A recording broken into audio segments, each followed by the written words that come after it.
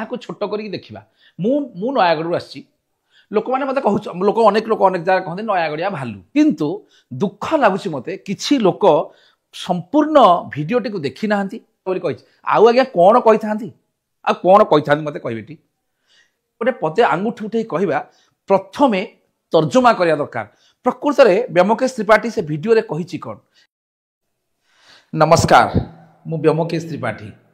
ଯଦି କହିବା ଆଜି ଏଣ୍ଟାର ଡେ ପୁରା ମାନେ ଗୋଟେ ଦିନ ସାରା ଆଜି ମୁଁ କୌଣସି କାମ କରିପାରିଲିନି ଏବଂ ସବୁଠାରୁ ବଡ଼ କଥା ହେଉଛି ଆଜି ଗୋଟେ ଏଭଳି ଘଟଣା, ମାନେ ଯେଉଁ ଘଟଣାଟି କେଉଁଠି ନା କେଉଁଠି ଯଦି କହିବେ ଆଜି ସାରା ଓଡ଼ିଶାରେ ଗୋଟେ ଚାଞ୍ଚଲ୍ୟ ସୃଷ୍ଟି କରିଛି।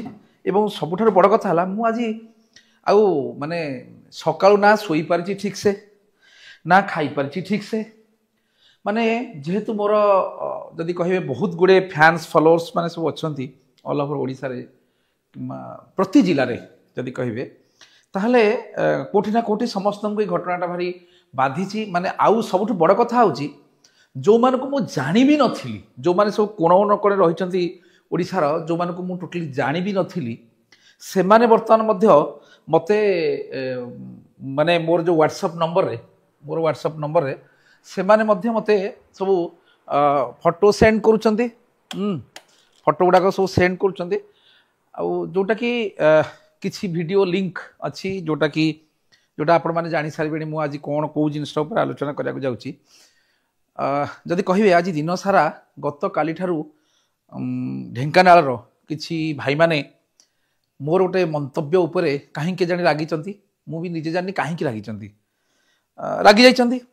ତଥାପି ମଧ୍ୟ ମୁଁ ପ୍ରଥମରୁ କାହିଁକିନା ସେମାନଙ୍କର ସେଇ ଭାଇମାନଙ୍କର ସମସ୍ତଙ୍କର ଗୋଟେ ବଡ଼ ଡିମାଣ୍ଡ ଥିଲା ଯେ ମୁଁ ଯଦି ସୋସିଆଲ ମିଡ଼ିଆରେ ଭୁଲ ମାଗିଦେବି ତାହେଲେ ସେମାନେ ଖୁସି ହେବେ ଏବଂ ସେମାନେ ମୋତେ କ୍ଷମା କରିଦେବେ।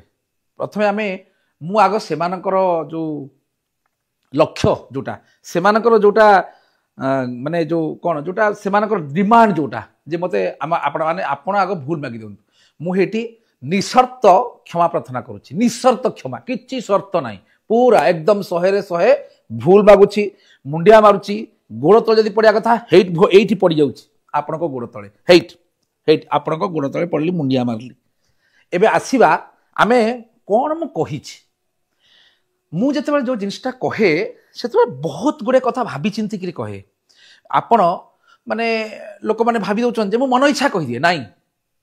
ମୋତେ ଯେତେବେଳେ ମୁଁ ଷ୍ଟେଟମେଣ୍ଟ ଗୁଡ଼ିକ ଦିଏ ଏବଂ ଯେତେବେଳେ ମିଡ଼ିଆକୁ ସାମ୍ନା କରେ ମୋତେ ବହୁତ ପରିଶ୍ରମ କରିବାକୁ ପଡ଼େ। ବହୁତ ଗୁଡ଼ିଏ ଜିନିଷ ଚିନ୍ତା କଲା ପରେ ମୁଁ କହେ, ମନ ଇଚ୍ଛା ମୁଁ କହିଦିଏନି। ଏବଂ ଆପଣମାନେ ତ ଖୁସି, ବର୍ତ୍ତମାନ ମୁଁ ଭୁଲ ମାଗିଦେଲି, ଗୋଡ଼ ତଳେ ପଡ଼ିଲି, ମୁଣ୍ଡିଆ ମାରିଲି, ପୁଣି ଆଉଥରେ ଯଦି କହିବେ ଆଉଥରେ ଏଠି କ୍ଷମା ପ୍ରାର୍ଥନା କରିବି, କିଛି ଅସୁବିଧା ନାହିଁ। ମୁଁ ତା ଦେହରେ ଗୋଟେ ଷ୍ଟେଟମେଣ୍ଟ ଦେଇଥିଲି ପୁଣି 2 ବର୍ଷ ପୂର୍ବରୁ, ଏଇଟା ଆଜିର କଥା ନୁହେଁ, 2 ବର୍ଷ ପୂର୍ବରୁ ଅର୍ଥାତ୍ 2023 ମସିହାରେ ମୁଁ ଗୋଟେ ଷ୍ଟେଟମେଣ୍ଟ ଦେଇଥିଲି। କେଉଁ ଗୋଟେ କାରଣରୁ ଯେମିତି ମୋତେ କେହି ଜଣେ କ'ଣ ଗୋଟେ ପଚାରିଲେ, ଯେଉଁ କାରଣରୁ ମୁଁ ତାଙ୍କୁ କହିଥିଲି ଯେ ଅନେକ ସମୟରେ ଲୋକ ଜଣେ କ୍ଲାସ୍ରେ ଗୋଟେ ପିଲାଟିଏ ଥିବ, ସେ କାହାକୁ କିଛି କହେ ନାହିଁ, ସେ ସାଇଲେଣ୍ଟଲି ବସେ, ସବୁ ଜିନିଷକୁ ଅବଜର୍ଭ କରେ। ଠିକ୍ ଟାଇମ୍ ଯେତେବେଳେ ଆସିବ ସେ ସେତେବେଳେ କହିବ, ତା ପୂର୍ବରୁ ସେ କିଛି କହେନି, ସେ ଚୁପଚାପ ରହିଥାଏ। ସବୁ କଥାରେ ସେ ଚୁପଚାପ ଥିବ, କିଛି କାହାକୁ କିଛି କହିବନି। ଠିକ୍ ସେଇଭଳି କଥା ମୁଁ କହିଥିଲି। ଲୋକମାନେ ନିଜକୁ ବୋକା ଭଳି ପ୍ରଦର୍ଶନ କରନ୍ତି, ଅର୍ଥାତ୍ ଦେ ଆର୍ ଇନୋସେଣ୍ଟ ପିପଲ୍। କିନ୍ତୁ ବାସ୍ତବରେ ଯଦି ଦେଖିବେ ସାରା ଓଡ଼ିଶାରେ ଯେତକ ଜିଲ୍ଲା ଅଛି ସବୁଠାରୁ ଟ୍ୟାଲେଣ୍ଟେଡ୍ ଲୋକମାନେ ଢେଙ୍କାନାଳରେ ରୁହନ୍ତି, ସବୁଠାରୁ ଚାଲାକ ଲୋକମାନେ ଢେଙ୍କାନାଳରେ ରହନ୍ତି। କାହିଁକି ଆପଣ ଦେଖନ୍ତୁ, ପ୍ରଥମ ମୁଖ୍ୟମନ୍ତ୍ରୀ, ମହିଳା ମୁଖ୍ୟମନ୍ତ୍ରୀ କିଏ? Dhenkanal.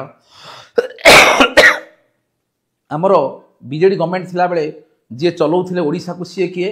ପ୍ୟାରେବୁ from Dhenkanal. IAS officer Dhenkanal, Baji Rout Dhenkanal. ଆପଣ ଦେଖିବେ ସବୁ ଯେତକ ଯାକ NGO ନନ୍ ଗଭର୍ଣ୍ଣମେଣ୍ଟ ଅର୍ଗାନାଇଜେସନ୍ ଅଛି, ତା ଦେହରୁ 90% ଅର୍ଗାନାଇଜେସନ୍ ହେଉଛନ୍ତି ଢେଙ୍କାନାଳ। ଏବଂ ଯଦି ଆଉ ଗୋଟେ ବଡ଼ କଥା କହିବେ, ଏଣ୍ଟାର ଓଡ଼ିଶାର ସବୁଠାରୁ ଧନୀ ଜିଲ୍ଲା ଯଦି କୁହାଯିବ, ସବୁଠାରୁ ଧନୀ ଜିଲ୍ଲା ସେଟା ହେଉଛି ଢେଙ୍କାନାଳ, ଯେଉଁଠି ପାଣି ପବନର କଥା। କିନ୍ତୁ ବାସ୍ତବରେ ମୋ କଥାର ଷ୍ଟେଟମେଣ୍ଟଟାକୁ କେହି ଦେଖିଲେନି ଭଲସେ, ଫାଳେ ଦେଖିଦେଇ ଭୁଲ କହିଦେଲେ। अरे भूलटा कौन मु कही आमे कौन कहूने रामबाबू पुओ साइलेंट हो बस साइलेंट बोली भावुं कि पूरा चालाक पिला से पूरा साइलेंटली काम कर से ठीक से तो कही मुझे ढेंकानाल बड़े निजको इनोसेंट बोली देखाती कि वास्तव में से माने बहुत चालाक लोक गोटे भूल कहीदे तथापि जदि माने एंटायर डेटा जेहेतु आज यही कथा उपरे आलोचना पर्यालोचना होती तेणु जदि मोर कथा आपण मान भितर क्या भी जदि कष्ट पहुंची थाए से पुनर्बार एगेन एंड एगेन लक्षे 8 थर जदि मत कहे तापर भूल मागुच कहीं मोर कौन उद्देश्य नुहे केतबेले कहार भावना प्रति दुख पहुंचाइबा मोर कौन उद्देश्य नहीं जे कहा छोट कर देखा मु नयागढ़ आसी लोक मैंने मत कहूँ लोक अनेक जगह कहते नयागढ़िया भालू व्हाट द प्रॉब्लम मोर किसी फीलिंग्स नहीं